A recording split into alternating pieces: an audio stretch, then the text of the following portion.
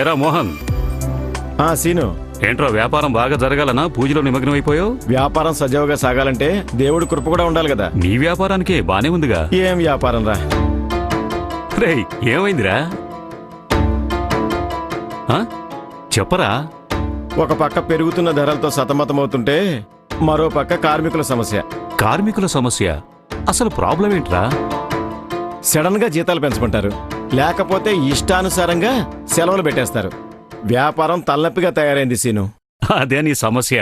దీనికి దేవుణ్ణి మొక్కితే నీ ప్రాబ్లం సాల్వ్ కాదురా. మన రాష్ట్ర ముఖ్యమంత్రి చంద్రబాబు నాయుడు గారు కార్మికుల సంక్షేమంతో పాటు సామాజిక భద్రతే ధ్యేయంగా 15 కార్మిక చట్టాల కిందికి వచ్చే షాపులకు, సంస్థలకు ఒకే ఆన్లైన్ రిజిస్ట్రేషన్ ద్వారా కార్మిక రిజిస్ట్రేషన్ విధానం అమలుపరచడం జరిగింది.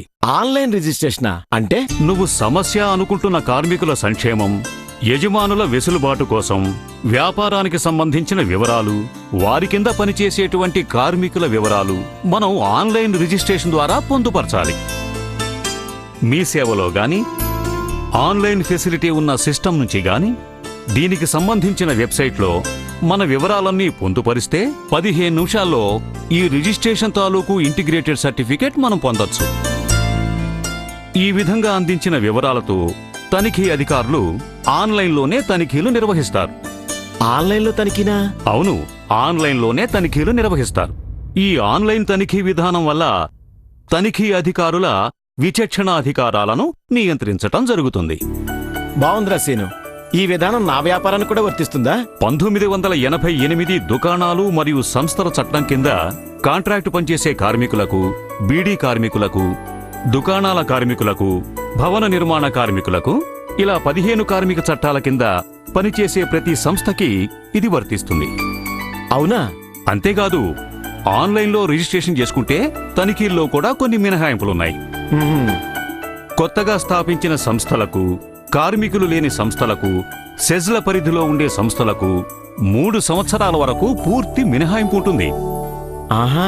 అలాగే ఇయర్లీ రిటర్న్స్ ని ఎలాంటి తప్పుడు లెక్కలు లేకుండా ఆన్లైన్లోనే మనం పొందుపరిస్తే ఆ సంస్థలకు కూడా ఈ తనిఖీల నుంచి మినహాయింపు ఉంటుంది. ఒకవేళ ఆన్లైన్ రిజిస్ట్రేషన్ చేయకపోతే ఏదైనా సమస్య ఉంటుందా? అవును, ఆన్లైన్ రిజిస్ట్రేషన్ లేకుండా వ్యాపారం చేస్తే అది చట్టరీత్యా నేరం. పరిశ్రమల వ్యవస్థాపకతను ప్రోత్సహించడం, పాలనలో పారదర్శకతను సాధించటం కోసం ప్రభుత్వం ప్రవేశపెట్టిన ఈ ఆన్లైన్ రిజిస్ట్రేషన్ విధానాన్ని మీరందరూ వినియోగించుకోండి. ఈరోజు రాష్ట్రంలో ఒకే ఒక రిజిస్ట్రేషన్, సింగిల్ రిజిస్ట్రేషన్ మీరు కానీ ఆన్లైన్లో పెడితే, మీరు మీ ఈ సేవా సెంటర్లో కానీ ఇంటర్నెట్లో పెడితే 15 పర్మిషన్లు ఆటోమేటిక్గా ఇచ్చే బాధ్యత ఈ ప్రభుత్వం తీసుకుంటున్నామని చెప్పి కూడా నేను మీకు తెలియజేస్తున్నా. కార్మిక సంక్షేమం చంద్రన్న ధ్యేయం.